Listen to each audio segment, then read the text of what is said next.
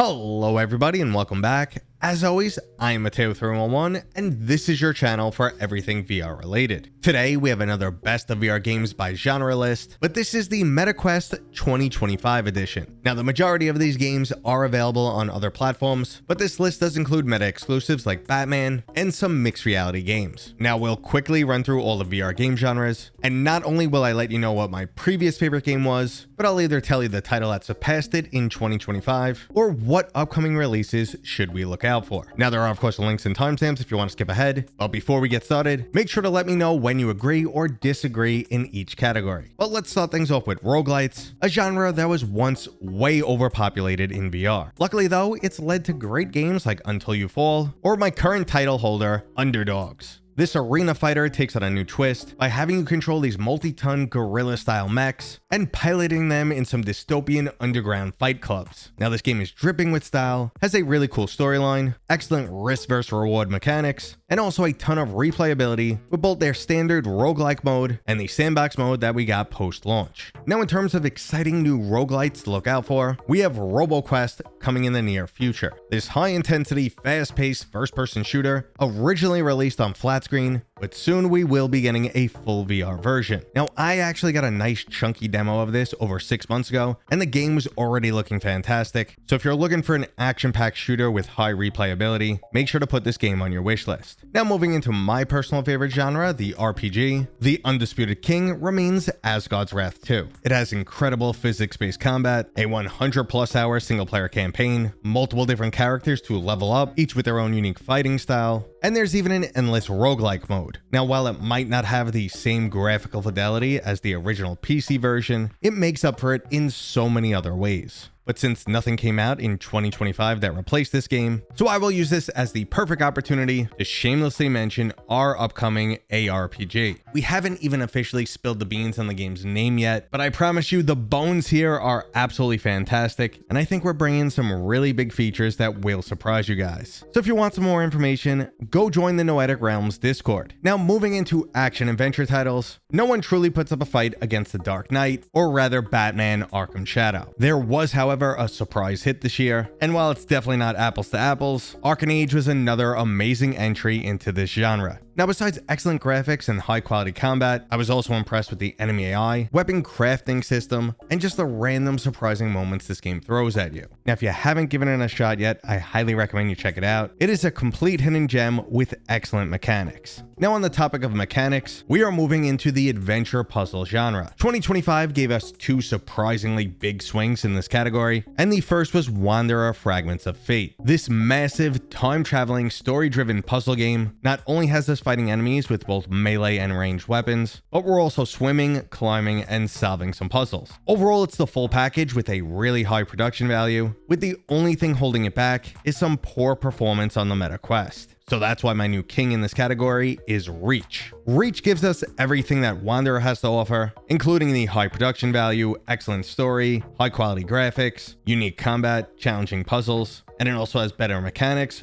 higher immersion, offers up way more adrenaline, and doesn't suffer from those same performance issues. Reach is currently a contender for my Game of the Year 2025, and it is well earned. But if single player games don't do it for you and you crave action, let's jump into the PvP shooters. The most common are those extraction shooters, Exfil, and Ghost of Tabor. There seems to be a pretty strong split in the community over which game is preferred, and I still constantly hear that Tabor is still just way too janky. Well, I guess if neither are really your style, it's time to move over to Forefront, which actually just launched in early access and offers up 32-player Battlefield-style PvP matches. This is that style of all-out crazy action where you're constantly seeing tanks and helicopters go by, and there's bullets coming from every direction. Now, it's a little bit too early to say if this is the next big shooter, but I have a lot of faith in Triangle Factory.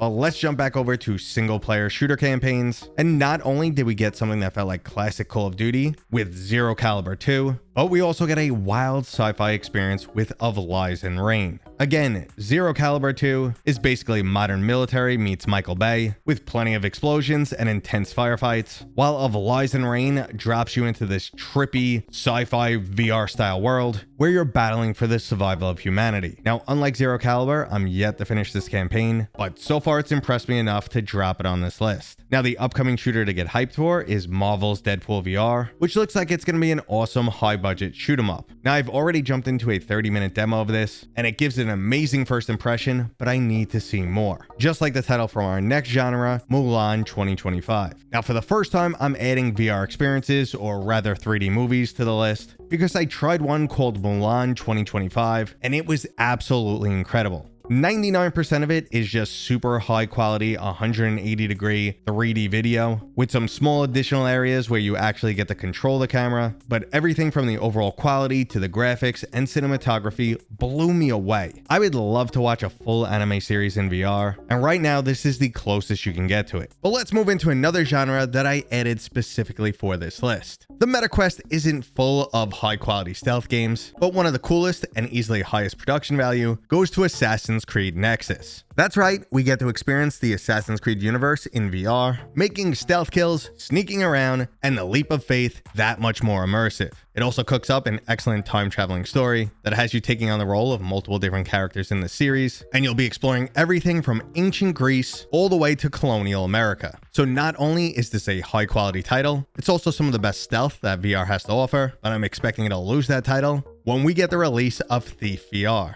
Similar to Assassin's Creed, this is another iconic stealth series, but unlike the former, the franchise has died out, and VR is giving it a resurrection. Now, two massive studios are coming together on this project, and that includes Vertigo Games, the studio that gave us some intense combat with titles like Arizona Sunshine and After the Fall, plus we're getting the storytelling genius from Maze Theory, a studio with a proven track record of creating storylines in existing IPs. They absolutely nailed it with both Doctor Who: The Edge of Time and Peaky Blinders: The King's Ransom. So even though I'm not really big into stealth, I have some extremely high hopes for this game. But moving into a genre that I definitely love, especially in VR, is those story-driven puzzle experiences. The previous title owner was Red Matter 2, as it fired on all cylinders with a truly interesting storyline, some of the best graphics that the MetaQuest 3 has to offer, puzzles with the perfect level of balance that leave you proud of yourself when you figure them out, but are rarely ever challenging enough that they stump you to the point of frustration. Even if you're not into puzzle games, Red Matter 2 is still an easy recommendation, and the same goes for the next title, the new king of this category, Ghost Town.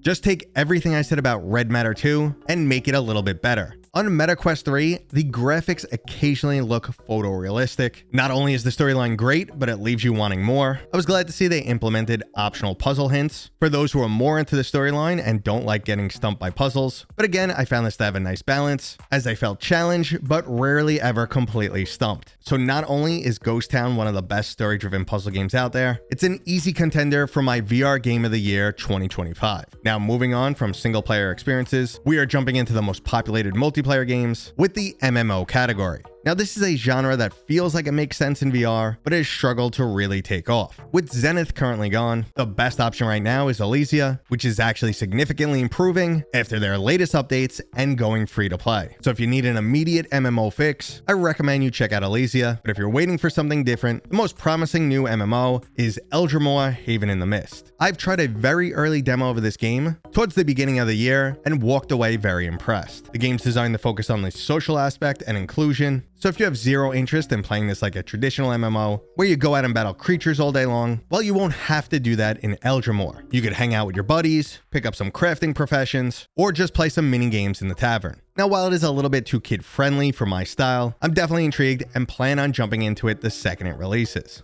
Now, next up, I've added yet another new category, and these are construction games that allow you to build whatever you want. Now, I added this genre specifically for Besiege, and surprisingly better on the MetaQuest than it is on flat screen. Now, I don't make that statement lightly, but I actually played through Besiege on my PC with an RTX 5090, and I truly enjoyed playing this game more in VR. Building and controlling your vehicles just feels much more intuitive, and the 3D perspective makes the game so much more immersive. So if you enjoy construction games that utilize physics, I highly recommend Besiege. It's absolutely incredible, and if you're thinking it's just one big giant sandbox, that's not the case at all, as it has a full campaign packed with unique challenges that you could tackle in multiple different ways. Now, a very similar game that I recently played is called Build Port Zumia, and it's very similar to Besiege, but instead of creating siege engines, you're actually building spaceships that you could use in online 1v1 battles, a full tower defense gameplay mode, or you could just practice your ship's handling through a series of different obstacle courses. If you enjoy a big bang for your budget, this is the type of game you can get 100 hours in for only $10.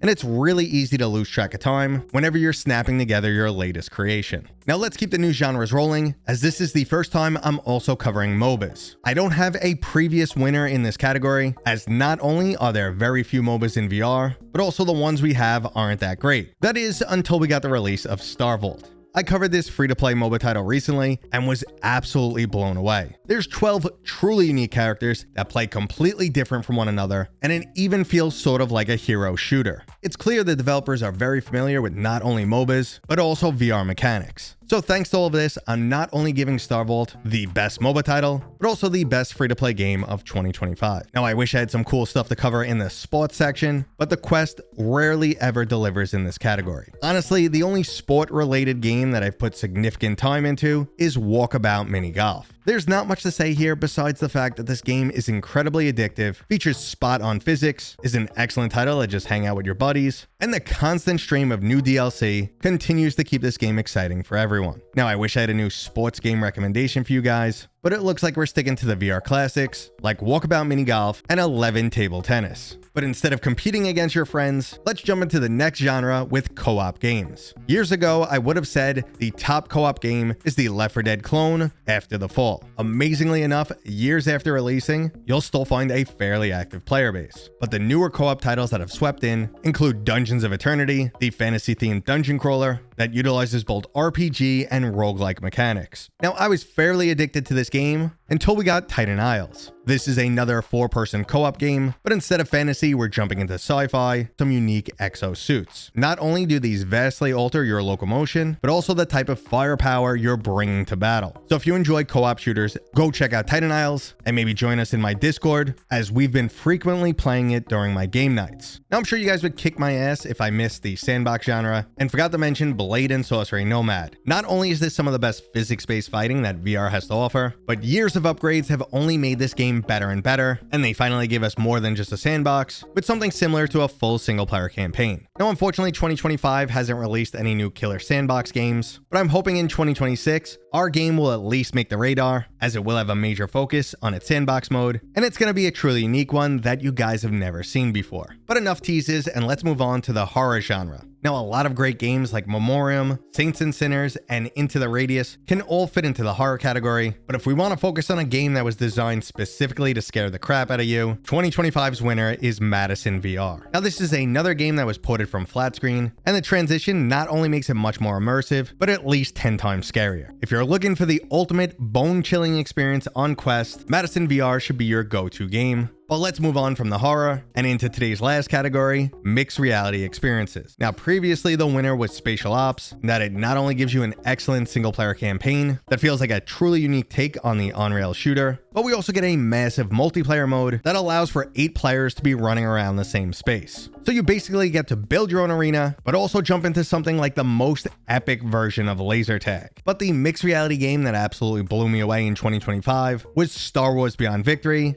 even though that's sort of cheating a bit. While this is a mixed reality pod racing game, it does jump in and out of VR for the storytelling, and that's actually one of the best aspects of the game, but overall this feels like the first full-fledged mixed reality experience. So cheating or not, I absolutely love this game, and I hope they give us some updates because it's definitely on the shorter side. And that right there was today's list of the best MetaQuest games as of 2025. So not only did I give you my previous favorite title, I let you know if any games replaced it this year and what other games we should look out for. I'd love to see some of your comments letting me know where you agree and disagree. If you enjoyed this video, please go ahead and give it a thumbs up. If you're new here, consider subscribing. And as always, I'll see you guys on next time.